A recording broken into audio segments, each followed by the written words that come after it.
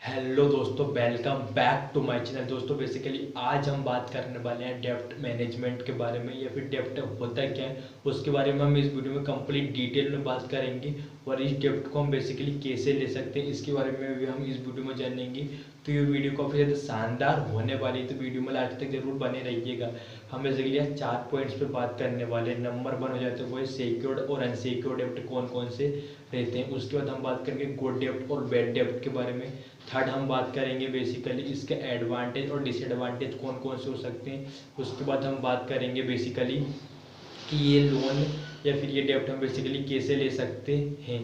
तो first of all सबसे पहले हम बात करेंगे सिक्योर्ड लोन क्या होता है। बेसिकली सिक्योर्ड लोन वो होता है जो किसी फिजिकल एसेट के लिए आपको दिया जाता है। जैसे कि आपने होम लोन लिया 10 लाख रुपए का किसी बैंक से, तो जो बैंक रहेगा ना वो आपको 8 लाख रुपए देगा। 2 लाख रुपए वो डाउन पेमेंट या सेफ्टी मनी के हिसाब से वो अपने पास रख लेगा। 8 लाख रुपए आपके पास आ गए बेसिकली, है ना।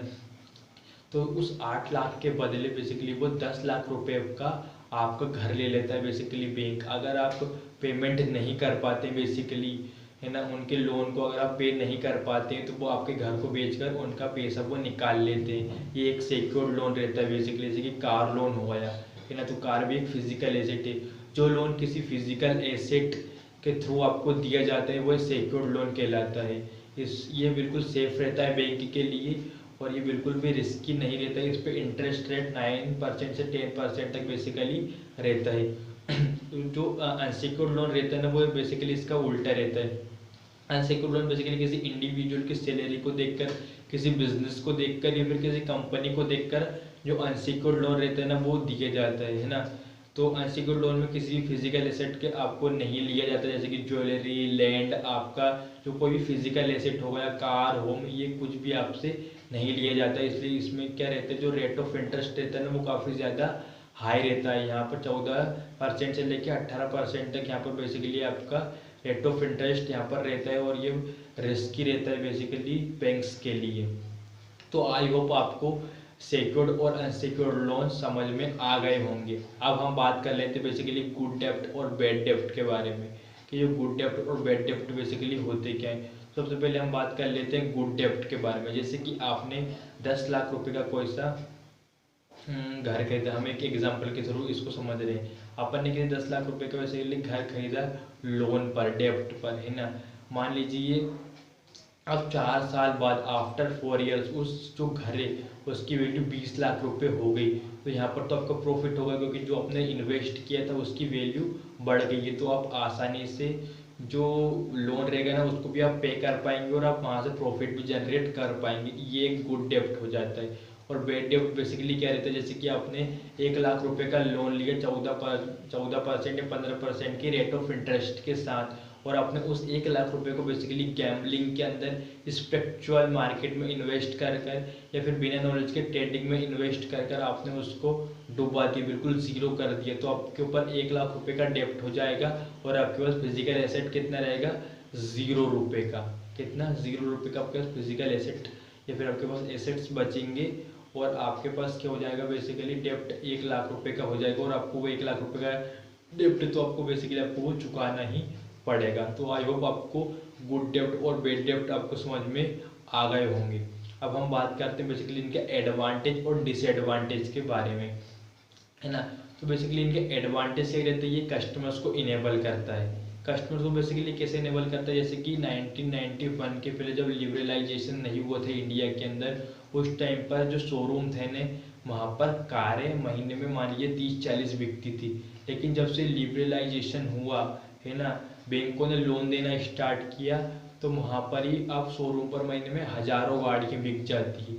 तो क्या होता है कि यहाँ पर ये एक कस्टमर की परचेसिंग पावर को बेसिकली बढ़ा देता है। यहाँ पर 10-20 हज़ार की नौकरी करने वाले लोग भी बड़े से बड़े अमाउंट की चीज़ों को बेसिकली खरीद सकते हैं। पहले लोगों के पास लमसम अमाउंट नहीं हुआ करता था, लेकिन जब बैंक ने लोन देना स्टार्ट हुआ तो लोग लमसम अमाउंट की चीज़ें भी अब EMI पर बेसिकली लेने लगे। तो ये एक बेनिफिट रहता है बेसिकली लोन या फिर डेप्ट का। अब इनके डिसएडवांटेज बेसिकली क्या क्या हो सकते हैं, जैसे कि US के अंदर 1% से लेकर 3% के बीच में आपको क्या होम लोन दिया जाता है। लेकिन इंडिया के अंदर 9% से 10% के बीच में आपको होम लोन दिए जाते हैं।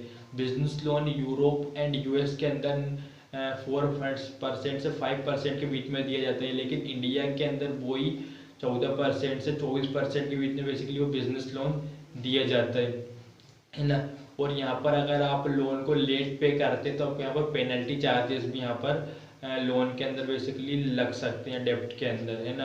और आप यहाँ पर एक ट्रैप में भी फंस सकते हैं बेसिकली। अगर आपने कोई लोन लिया, उसको इंटरेस्ट को चुकाने के लिए आपने और लोन लिया, तो बेसिकली आप यहाँ पर एक ट्रैप में फंस जाते हैं। तो आपको अपने डेब्ट ट्रैप में नहीं फंसना है बेसिकली। जैसे अपन एक एग्जाम्पल के थ्रू इसको लेते हैं। जैसे कि आपने 10 लाख रुपए की कोई कार खरीदी, मान लीजिए आपने 10 लाख रुपए की कोई कार खरीदी लोन पर बेसिकली 20 साल के टाइम ड्यूरेशन के हिसाब से 9% रेट ऑफ इंटरेस्ट से। तो यहाँ पर होगा क्या, आपका पर मंथ का ईएमआई बनेगा 8,997 रुपये। लेकिन अगर आप 20 साल बाद अगर इसको जाकर देखेंगे, है ना, तो आपका क्या होगा, आप टोटल पे कर चुके होंगे 21,60,000 रुपये। और आपका जो इंटरेस्ट रेट रहेगा वो आप कितना पे कर चुके होंगे, वो 11,60,000 रुपये आप पे कर चुके होंगे। तो इसको बेसिकली कम करने के लिए और इस डिसएडवांटेज को बेसिकली कम करने के लिए आपको क्या करना पड़ेगा, आप इस टाइम ड्यूरेशन को बेसिकली कम कर दीजिए। आप इस 20 साल को बेसिकली 5 साल कर दीजिए। अगर आप 5 साल कर देते हैं तो आपको यहाँ पर की ईएमआई करनी पड़ेगी, आपको 20,000 रुपये की, आपको 20,000 रुपये की यहाँ पर ईएमआई पे करनी पड़ेगी।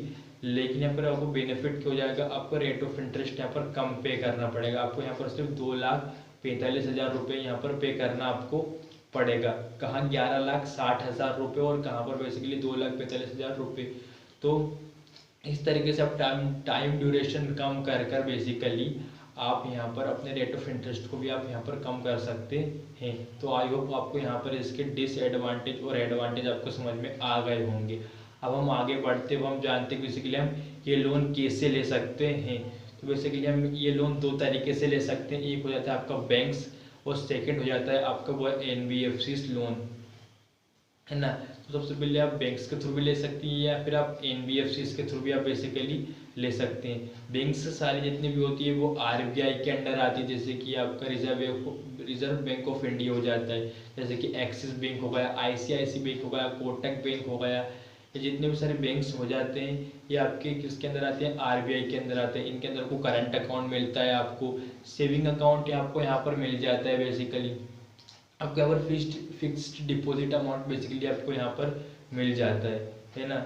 और जो आपका एनबीएफसी रहती है ना बेसिकली उनके थ्रू भी आप लोन ले सकते हैं। वहाँ पर आप इल्यूजन्स के थ्रू लोन ले सकते हैं बेसिकली, है ना। वहाँ पर आप लैंडिंग कार्ड के थ्रू आप लोन ले सकते हैं, आप बजाज फिनसर्व के थ्रू लोन ले सकते हैं, आप एचडीएफसी प्राइवेट लिमिटेड के थ्रू भी आप बेसिकली वहाँ पर लोन ले सकते हैं।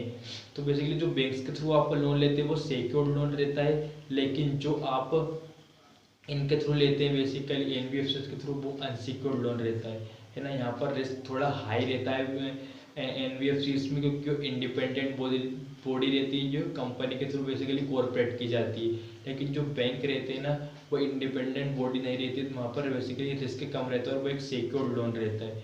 तो बेसिकली जो बैंक्स रहता है ना वहाँ पर 9% से 10% के बीच में आपको इंटरेस्ट देना पड़ता है। लेकिन वहीं पर अगर आप एनबीएफसी को देखें तो वहाँ पर आपको 15-16% तक आपको वहाँ पर रेट ऑफ इंटरेस्ट वहाँ पर देना पड़ता है।